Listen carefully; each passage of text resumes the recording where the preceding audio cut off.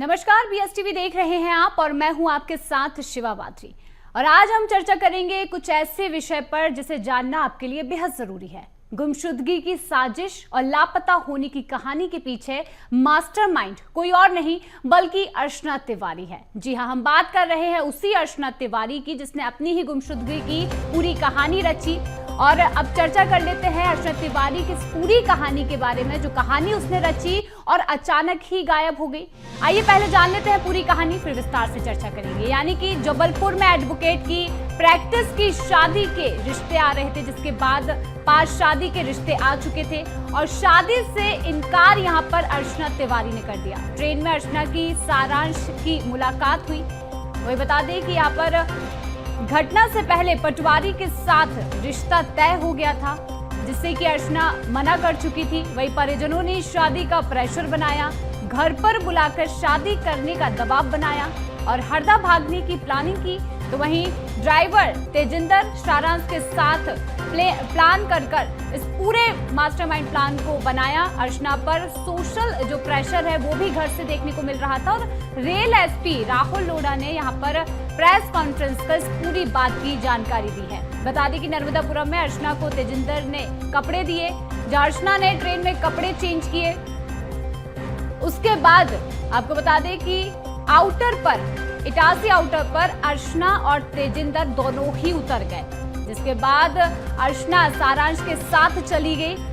और वही आपको बता दें कि इस पूरे मामले में आगे तेजिंदर को उसी समय दिल्ली की पुलिस उठा ले गई। अब अर्चना ने इस पूरी कहानी में सामान के जरिए, जहां पर अर्चना ने अपना पूरा सामान ट्रेन में छोड़ा, जिसके जरिए लगा कि अर्चना के साथ कुछ अनहोनी हुई है। मिड घाट में मोबाइल फोन बंद कर अर्चना ने फेंक दिया था, जहां अर्चना ने सिम कार्ड और मोबाइल भी नहीं खरीदा। बता दें कि यहाँ पर नर्मदापुरम में अर्चना को तेजिंदर ने कपड़े दिए, जिसके बाद उसने ट्रेन में ही कपड़े बदले, अपना मोबाइल फोन फेंक दिया। और इसके बाद सारांश को फिलहाल हिरासत में लेकर पूछताछ की गई है और ये सारी जानकारी अब निकलकर सामने आ रही है। आपको बता दें कि स्टेशन पर ही अर्चना को उतार लिया गया, जहां कार में अर्चना गई और एक स्थान से दूसरे स्थान तक बाय कार अर्चना गई थी। बता दें कि पहले वो जब कार से निकली तो आगे बस से जोधपुर, फिर दिल्ली होते हुए काठमांडू पहुंची। अर्चना ने सारांश को दोस्त बताया और प्रेम प्रसंग से भी अर्चना ने इनकार कर दिया है। सारांश के जरिए ही अर्चना तक पुलिस पहुंच पाई है।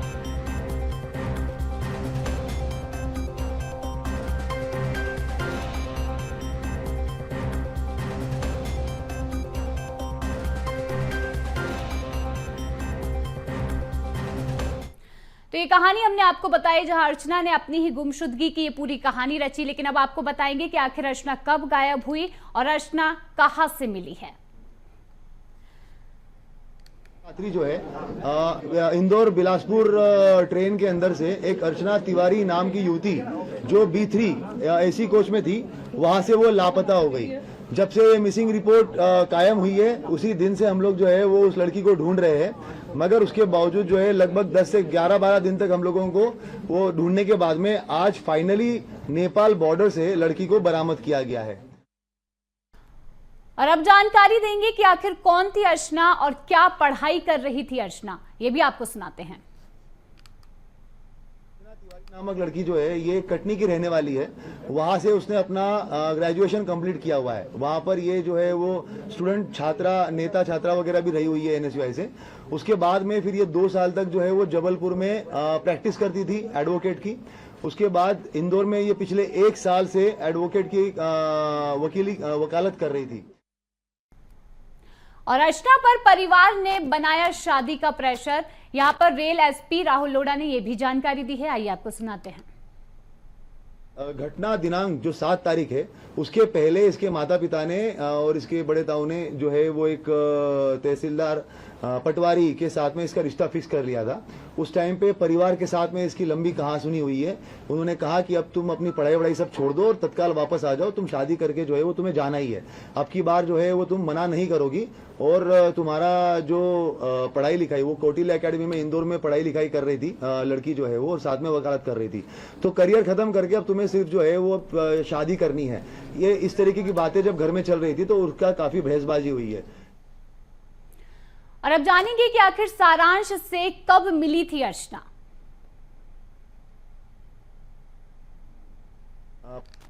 सारांश जोगचंद करके है, 26 साल का लड़का है, शुजालपुर का रहने वाला है। ये 1 जनवरी के आसपास में, मतलब 1 जनवरी 2025 के आसपास में उसकी जो है वो उसके साथ में मित्रता हुई है। और ट्रेन में ही, इसी सेम ट्रेन में जो है ये उस दिन जा रहे थे और आमने सामने जो है इनका रिजर्वेशन था, तो आमने सामने बैठे हुए थे। ये वकील थी, किसी चीज के बारे में बात कर रही थी। सारांश का भी कुछ जो है वो इश्यू चल रहा था घर पे, तो उस तरीके से उसने उससे बात करना शुरू किया। और अब अर्चना का क्या था पूरा प्लान, ये भी जान लेते हैं। लड़की का जो है वो पढ़ने का मूड था और साथ साथ में अभी ये वकालत और सिविल जज की तैयारी करने का मूड था। तो इसने अपने इस दोस्त को, जो सारांश इसका दोस्त था, तो इससे बात करी। 6 तारीख को ये हरदा में एक केस के सिलसिले में गई थी, हरदा के आसपास में। वहीं पे ढाबे पे बैठ के एक तेजिंदर करके है, तेजिंदर सिंह और सारांश और लड़की, इन तीनों की बैठ के बात हुई। वहां पे इन लोगों ने प्लान किया कि किस तरीके से जो है अगर हम लोग मतलब बेसिकली ये छोड़ के भाग जाना है। तब ये भी बात हुई थी कि भाग जाना है तो अभी भाग जाते हैं, तो इतना सब कुछ करने की जरूरत क्या है। मगर उस टाइम पे ये बात हुआ कि ऐसा नहीं, अगर ऐसे करेंगे तो वो पता चल जाएगा। ये जो इंदौर बिलासपुर ट्रेन जा रही है वहां पे हम बैठेंगे। चलती ट्रेन में से अगर चले जाएंगे तो बहुत सारी हो सकता है कि मिसिंग पर्सन रिपोर्ट कायम होगा। मिसिंग, क्योंकि वो खुद भी एडवोकेट थी, वो ये जानती थी कि भाई जीआरपी में मामला कायम होगा और वहां पर बहुत ज्यादा ये मिसिंग पर्सन वगैरह जो है वो ऐसे होते रहते हैं। तो हो सकता है कि वो मामला जो है वो ऐसे ही निकल जाए और उसके बाद में हम लोग जो है वो अपनी अलग आइडेंटिटी से अपनी अगली लाइफ स्टार्ट कर, मतलब मैं अपनी अगली लाइफ स्टार्ट कर लूंगी। और अब बताएंगे कि आखिर ड्राइवर से अर्चना तिवारी का क्या था कनेक्शन। लड़की का जो है वो पढ़ने का मूड था और साथ साथ में अभी ये वकालत और सिविल जज की तैयारी करने का मूड था। तो इसने अपने इस दोस्त को, जो सारांश इसका दोस्त था, तो इससे बात करी। 6 तारीख को ये हरदा में एक केस के सिलसिले में गई थी, हरदा के आसपास में। वहीं पे ढाबे पे बैठ के एक तेजिंदर करके है, तेजिंदर सिंह और सारांश और लड़की, इन तीनों की बैठ के बात हुई। वहां पे इन लोगों ने प्लान किया कि किस तरीके से जो है अगर हम लोग मतलब बेसिकली ये छोड़ के भाग जाना है। तब ये भी बात हुई थी कि भाग जाना है तो अभी भाग जाते हैं, तो इतना सब कुछ करने की जरूरत क्या है। मगर उस टाइम पे ये बात हुआ कि ऐसा नहीं, अगर ऐसे करेंगे तो वो पता चल जाएगा।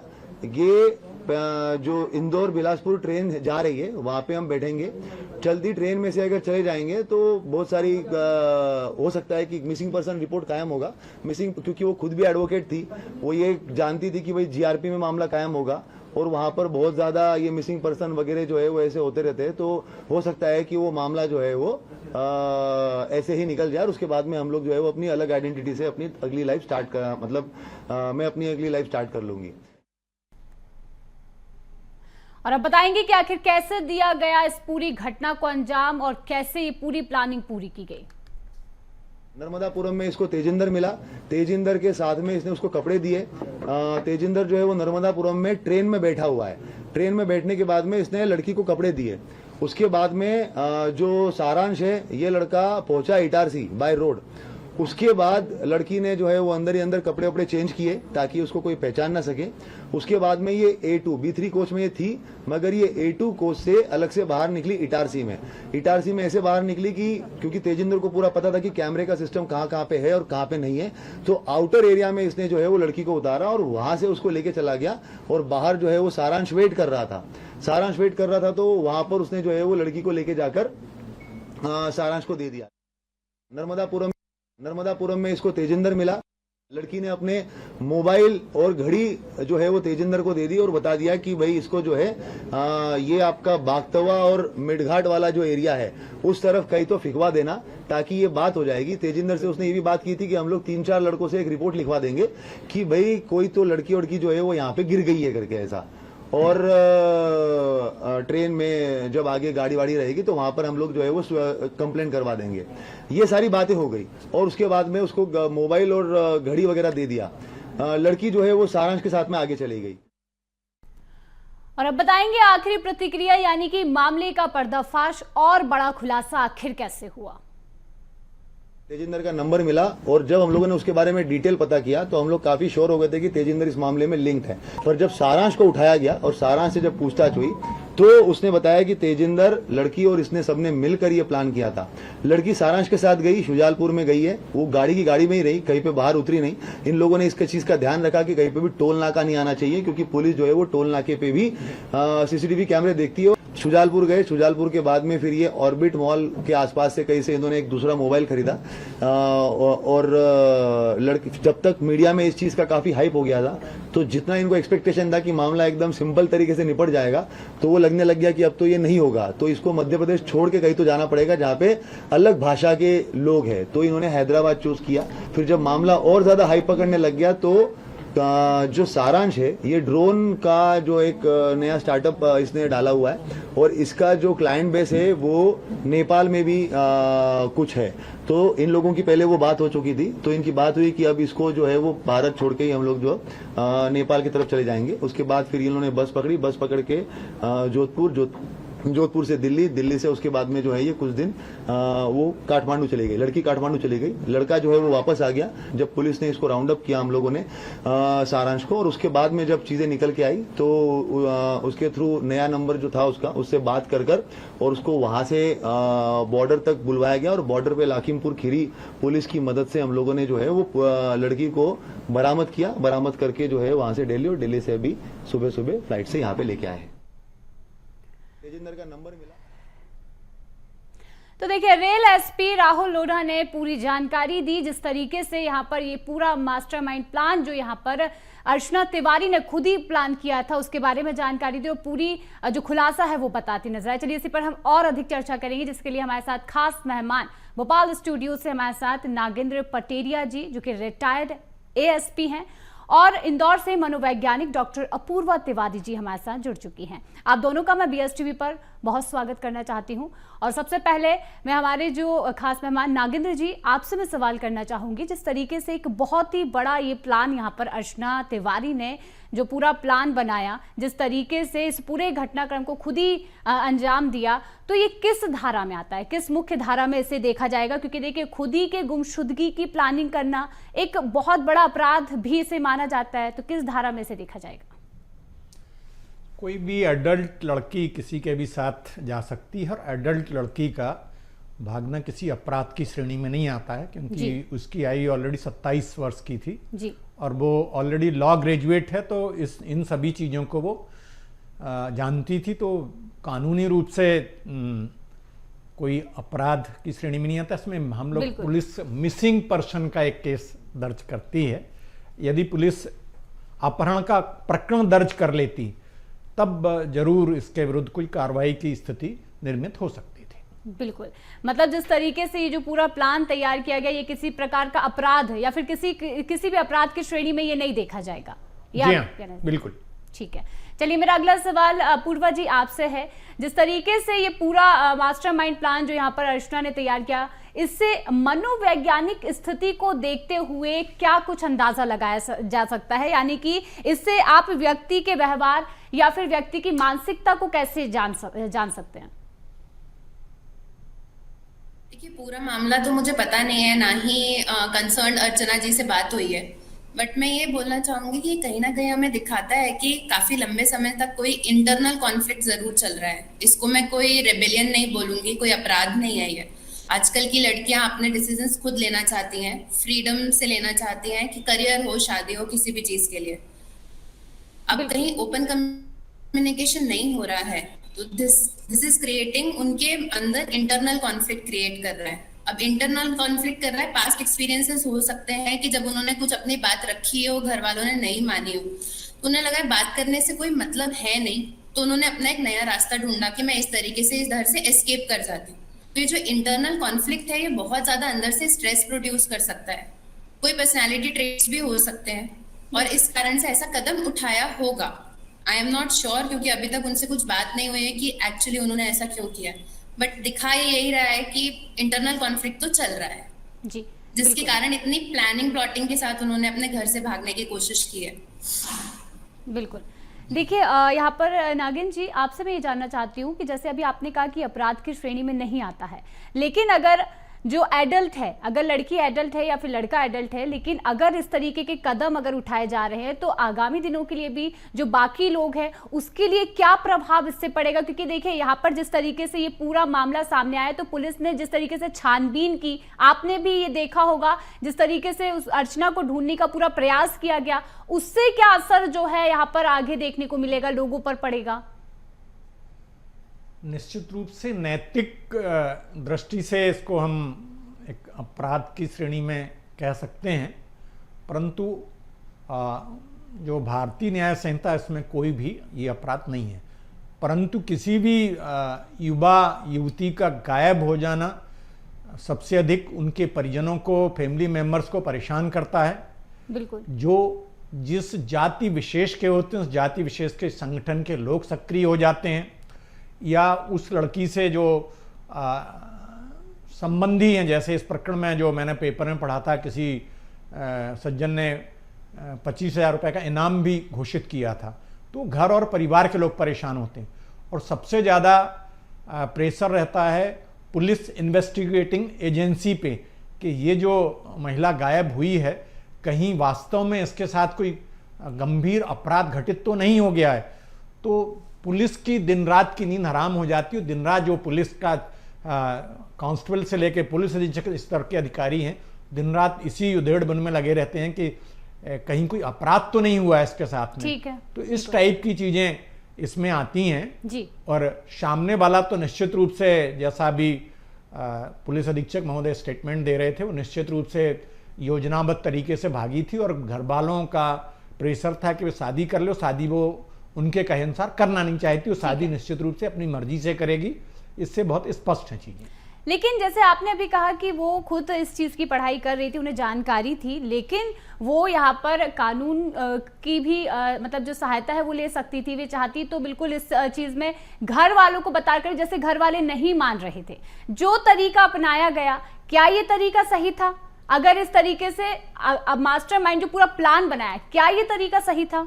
नैतिक दृष्टि से तरीका बिल्कुल भी सही नहीं था। अगर वो शादी करना चाहती है तो किसी भी एडल्ट है, 18 वर्ष से अधिक की युवती और 21 वर्ष से अधिक का युवक मिलकर शादी कर सकते हैं और हिंदुस्तान में कहीं भी रह सकते हैं। तो वो निर्णय वो ले सकती थी। अब क्या उसके मन में चल रहा था ये तो वही बता सकती है। बिल्कुल। मतलब अगर साफ तौर पर देखें तो घर वालों को यहाँ पर गुमराह करना, एक प्रकार से, अगर जैसे आपने बताया कि किसी अपराध की श्रेणी में तो नहीं है, लेकिन गुमराह करना और घर वालों को ही घुमाना और कुछ ऐसी चीजें जैसे मोबाइल फोन फेंक देना, सिम फेंक देना, ये सारी चीजों को तो हम उसमें बिल्कुल गिन ही सकते हैं।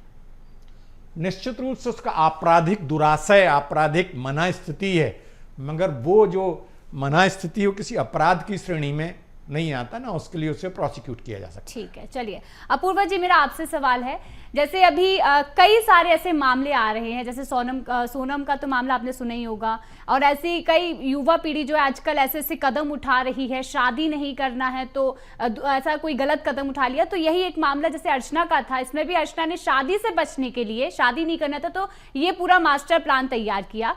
लेकिन देखिए सभी लोग, जैसे आपको अर्चना का मामला नहीं पता, लेकिन बाकी जैसे अगर इसी मामले से जोड़ते हुए और भी लोगों के बारे में अगर जानकारी लेना चाहें, तो जैसे परिवार के लोग हैं, एक प्रेशर बनाते हैं बच्चों पर, तो उसका असर कितना मनोवैज्ञानिक तरीके से देखा जा सकता है? अगर परिवार वाले जो प्रेशर देते हैं उससे लेकर आप क्या कहना चाहेंगे? देखिए, जैसे सोनम को आपने इस चीज के साथ इंक्लूड किया, तो उसको मैं इसके साथ इंक्लूड नहीं करना चाहूंगी, क्योंकि अगर वो जितनी भी चीजें आई हैं अगर वो सच है तो वो तो कुछ डिस्टर्बिंग साइकोलॉजिकल फैक्ट्स बताते हैं कि कुछ ना कुछ अंडरलाइंग पर्सनालिटी इश्यूज हैं उनमें। क्योंकि उन्होंने जिस तरीके से प्लानिंग प्लॉटिंग करी और किसी और की जान ली, दैट इज नॉट समथिंग कि मैं उसको बोलूं कि ये प्रेशर के कारण हुआ होगा या जो भी है, वो कुछ ना कुछ पर्सनालिटी अंडरलाइंग इश्यूज रहे ही होंगे। बट जैसे अभी हम जिस संदर्भ में बात कर रहे हैं उसमें ये समझ में आ रहा है कि जो ये प्रेशर है ये हर कोई सिमिलर वे में एड्रेस नहीं करता है। मान लीजिए मैं अलग तरीके से एड्रेस कर सकती हूँ, कोई और किसी अलग तरीके से कर सकता है। इन्होंने अपना एक फॉल्टी कोपिंग बनाया है। मैं ये नहीं बोल रही हूँ इन्होंने जो किया है वो सही किया है, वो सही नहीं किया है, लेकिन उनका जो कोपिंग मैकेनिज्म है वो फॉल्टी है। बिल्कुल। और वो हो सकता है कुछ पास्ट एक्सपीरियंसेस के कारण रहा हो, या कोई उनकी पर्सनालिटी इश्यूज के कारण रहा हो, या जो अभी कुछ घर में ऐसे मतभेद चल रहे हो जिसके कारण उन्होंने इतनी प्लानिंग प्लॉटिंग करी, जो कि बिल्कुल गलत है। इससे फैमिली, सोसाइटी, सभी जगह उनके घर वाले बहुत परेशान हुए हैं, हमारी पूरी एडमिनिस्ट्रेशन को पूरा लगना पड़ता है। तो ये तरीका सही नहीं है, लेकिन ये अंडरलाइन इश्यूज बता रहा है हमें कि स्ट्रेस के कारण क्या क्या चीजें निकल सकती हैं बाहर। बिल्कुल, जैसे पारिवारिक जो प्रेशर होता है उससे मानसिकता प्रभाव, मानसिक पर क्या प्रभाव रहेगा, ये मतलब किस तरीके से देख सकते हैं इसे? हम यही देख सकते हैं कि इस तरीके के प्रेशर के कारण देखिए लोग कितने एक्सट्रीम स्टेप्स भी उठा रहे हैं, कि अगर उन्हें अलाउ नहीं कर रहे हैं वो लोग, तो अगर स्ट्रेस के कारण उन्होंने इतना एक्सट्रीम स्टेप उठाया कि वो घर से भागी गई, और वो भी इस तरीके से गुमशुदगी वाले की प्लानिंग के साथ पूरा। तो ये कहीं ना कहीं disturbing internal conflict, emotional dysregulation, कि वो अपने इमोशंस को ढंग से रेगुलेट नहीं कर पा रहे हैं, इतना डिसरेगुलेशन हो गया। बिल्कुल। लेकिन नागिन जी, मैं ये जानना चाहती हूँ कि आजकल के युवाओं के लिए अगर ये जो स्टेप्स, इस तरीके से कदम जो उठा रहे हैं, उसके लिए क्या आप कहना चाहेंगे? क्योंकि देखिए लगातार आए दिन ऐसे मामले सामने आ रहे हैं। वैसे अगर ये कदम यहाँ पर अर्चना ने उठाया है, क्योंकि पूरी प्लानिंग के तहत अगर देखें ये कार्य किया गया है, तो आने वाले युवा पीढ़ी के लिए, फिर युवाओं के लिए किस तरीके से आप इसे लेकर क्या कहना चाहेंगे? मुझे ऐसा लगता है कि जो संस्कार थे हमारे भारतीय संस्कृति के, उन संस्कारों की कमी परिलक्षित हो रही है, संस्कारों का अभाव हो गया है। जो हमारे पवित्र ग्रंथ हैं उसमें जो आदर्श बताए गए हैं, उन आदर्शों से हमारी पीढ़ी विमुख हो गई है, और ये पाश्चात्य संस्कृति की ओर इनका आकर्षण अधिक हो गया है। दूसरा जो मैं समझ पा रहा हूँ, जो शादी की जो उम्र पूर्व में हुआ करती थी, सामान्यतः बेटे बेटियों की शादी विद इन 25 ईयर्स हो जाया करती थी। अब वो एज ग्रुप चेंज हो गया है, बच्चे अधिक परिपक्व हो गए हैं और अपने माता पिता को उतना रिगार्ड नहीं करते, उनमें स्वेच्छाचारिता की भावना अधिक आ गई है, और जो समाज का भय कम हो गया है। ठीक, इस दृष्टि से मैं सोचता हूँ। जी ठीक है। अपूर्वा जी, देखिए जिस तरीके से आजकल लोगों के, खासकर युवाओं या फिर जैसे लड़कियों के द्वारा, जो महिलाओं के द्वारा ये चीज़ें की जा रही है, उन पर किस तरीके से उनके मानसिक तौर पर उन्हें कैसे ये समझाया जाए कि आगे ये जो कदम उठाए जा रहे हैं तो वो कदम न उठाया जाए? मतलब कैसे उन्हें ये बताया जाए कि उनके जो मानसिक प्रेशर जो हो रहा है, जिससे ये सारे कदम उठाए जा रहे हैं, तो उस पर कैसे रोक लगाई जा सकती है? को बैठ के ओपन कम्युनिकेशन की आदत डालनी पड़ेगी, क्योंकि आजकल फीमेल्स बहुत फ्रीडम पसंद हो गए हैं कि वो अपने डिसीजंस खुद ही लेना चाहते हैं। इसमें मैं किसी को भी दोष नहीं दूंगी, मे बी कोई भी सही गलत नहीं बोल सकते इसमें, बट वो अपना राइट मान रही है इस चीज को कि मुझे अपने डिसीजंस खुद लेना है लाइफ के। तो ओपन कम्युनिकेशन और हेल्दी कम्युनिकेशन, कि वो अपनी बात रख पाए, शायद ओपन कम्युनिकेशन होगा और ये जो कम्युनिकेशन गैप फिल होगा तो शायद चीजें बेहतर होगी। हो सकता है सामने वाला भी सुन ले आपकी बात, दोनों में से कोई एक बात का निष्कर्ष निकल सकता है। बिल्कुल। तो अपूर्वा जी, देखिए अभी लास्ट में बस इतना जानना चाहूंगी कि बाकी सभी लोगों के लिए आप क्या यहाँ पर साझा करने चाहेंगे, जिससे कि लोग अपने मानसिक तौर पर ज्यादा से ज्यादा तैयार रहें, ताकि इस तरीके के जो वो कदम उठाते हैं उससे ज्यादा बच सकें?